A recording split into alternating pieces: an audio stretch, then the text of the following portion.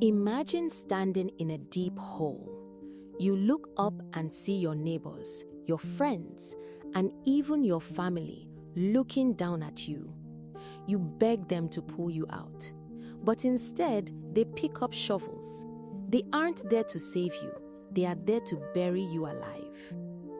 This is not a horror movie. This is the tragic legend of Wanjiru.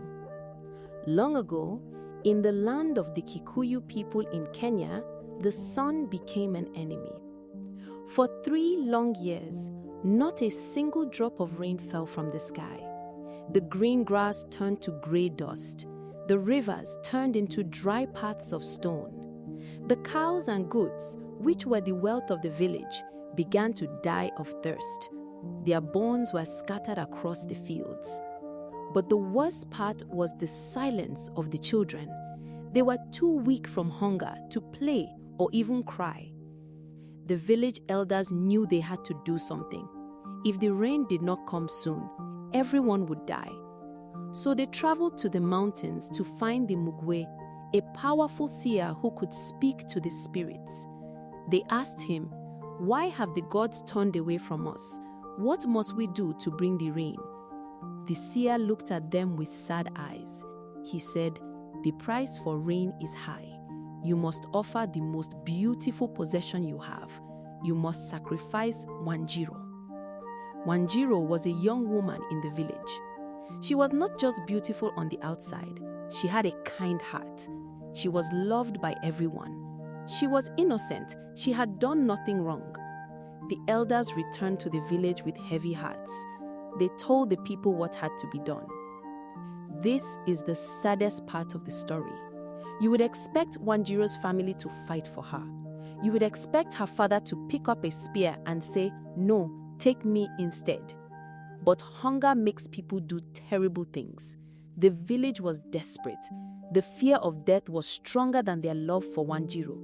Her family cried, but they stepped aside. They let Wanjiru take her.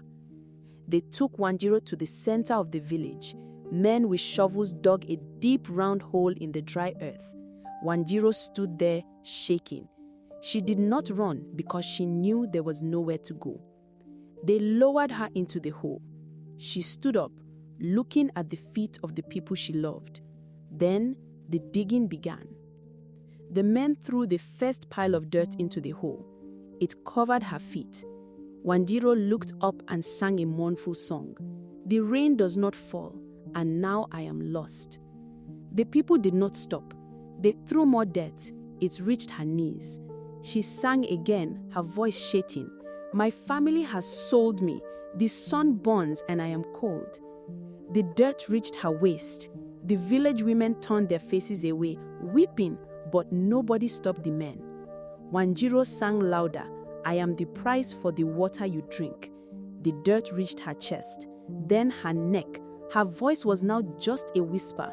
She looked up at the sky one last time. "Rain fall, rain fall." Then the final shovel of dirt was thrown. Her face disappeared. The singing stopped. There was only silence. The moment the ground was flat, the wind changed. The blue sky turned angry and black. Thunder shook the ground, the same ground where Wanjiru now slept. Heavy rain began to pour. The people cheered. They opened their mouths to drink the water. They danced in the mud. The crops were saved. The cattle were saved. The village survived. But that night, as the people slept with full bellies, the rain kept beating on the roofs. It sounded like tears hitting the ground. They had their water, but they had lost their humanity. Wanjiru gave her life so her people could live, but she died alone and betrayed by the ones who should have protected her. If you were starving, and the only way to save your whole family was to sacrifice one person, could you do it, or would you choose to die together? Tell me your answer in the comments below. And if this story touched your heart, please subscribe.